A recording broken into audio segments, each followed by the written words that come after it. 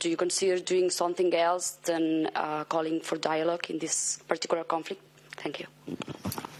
I think we had the opportunity to discuss this a number of times. You know what our position is on Catalonia, and I am not going to move away from it. Yes. Tonight, Mr. Juncker, President Juncker, is going to defend human rights in Turkey because a lot of our colleagues and politicians are jailed.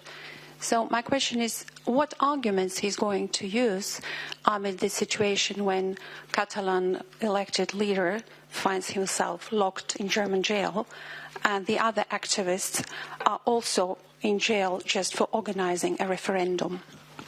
He will give a press conference after the meeting, so I would prefer for him to say how the meeting went instead of me sort of preempting how the meeting will go. When these arrest warrant system was designed, we were told it was for terrorists, for child traffickers and the like. Is the Commission happy to see the European arrest warrant system being used to arrest people on the run on charges of sedition for organising a referendum? It is not for the European Commission to comment on individual instances of such judicial cooperation.